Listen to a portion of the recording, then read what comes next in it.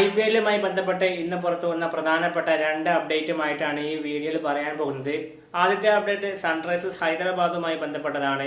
ഈ ഒരു സീസൺ തുടങ്ങുന്നതിന് മുമ്പായിട്ട് പല പ്രതീക്ഷകളും പല പ്രമുഖ കമന്റേറ്റർമാരും രംഗത്തെത്തിയിരുന്നു. ഈ ഒരു സീസണിൽ ഏറ്റവും കൂടുതൽ മികച്ച പ്രകടനം, മികച്ച കളികൾ പുറത്തെടുക്കാൻ പോകുന്ന ടീം ഹൈദരാബാദ് ആയിരിക്കും എന്നുള്ള സ്റ്റേറ്റ്മെന്റുമായിട്ട് പല പ്രമുഖ കമന്റേറ്റർമാരും രംഗത്തെത്തിയിരുന്നു.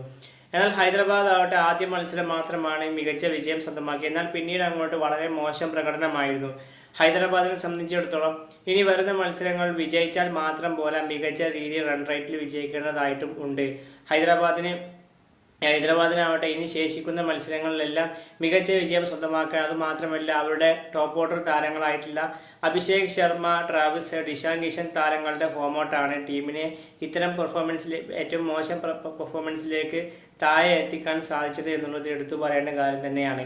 ഏതായാലും ഹൈദരാബാദ് ഇനി വരുന്ന മത്സരങ്ങളിലെല്ലാം വളരെ മികച്ച പ്രകടനം കാഴ്ചവെച്ച് തിരിച്ചു വരുമെന്ന് നമുക്ക് പ്രതീക്ഷിക്കാം.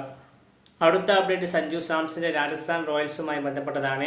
അവസാന മത്സരത്തിൽ ഗുജറാത്ത് ടൈറ്റൻസിനോട് ഒരു വലിയ പരാജയം ഏറ്റുവാങ്ങി. ഈ ഒരു പരാജയം ഏറ്റുവാങ്ങിയതോടുകൂടി ടീമിന്റെ റൺ റേറ്റിൽ വലിയ രീതിയിലുള്ള ഇടിവ് സംഭവിച്ചിരിക്കുകയാണ്. തീർച്ചയായിട്ടും ഇനിയുള്ള മത്സരങ്ങൾ രാജസ്ഥാൻ റോയൽസ് ഓൾറെഡി ഇപ്പോൾ 7ാം സ്ഥാനത്താണ് നിൽക്കുന്നത് പോയിന്റ് ടേബിളിൽ. ഇനിയുള്ള മത്സരങ്ങൾ വിജയിച്ചാൽ മാത്രം പോരാ. ഇനി RCBക്കെതിരെയാണ് 13ാം തീയതി അടുത്ത മത്സരം. ആ ഒരു മത്സരം വിജയിച്ചാൽ മാത്രം പോരാ, മികച്ച റൺ റേറ്റിന്റെ അടിസ്ഥാനത്തിൽ രാജസ്ഥാൻ റോയൽസിന് വിജയിക്കേണ്ടതായിട്ടുണ്ട്. ഇനി വരുന്ന മത്സരങ്ങളെല്ലാം ടൈറ്റായി വരുന്നതനുസരിച്ച് ടീമിനെ സംബന്ധിച്ചിടത്തോളം വളരെയധികം നിർണായകമായിട്ടുള്ള കളികളാണ് വരാൻ പോകുന്നത്.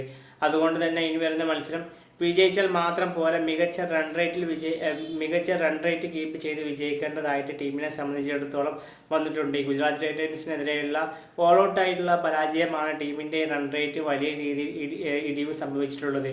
ഏതായാലും ഈ രണ്ട് അപ്ഡേറ്റുമായി ബന്ധപ്പെട്ട നിങ്ങളുടെ അഭിപ്രായം എന്തായാലും വീഡിയോയ്ക്ക് താഴെ കമന്റായി രേഖപ്പെടുത്തൂ.